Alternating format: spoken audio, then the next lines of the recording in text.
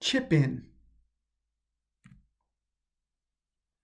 Chip in is when a group of people contributes money to buy something that they will use together.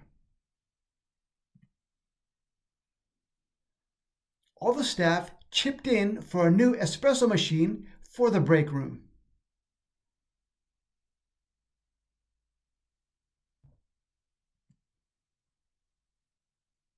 Cold, hard cash. This means physical bills or coins that you can hold in your hands. Nothing digital.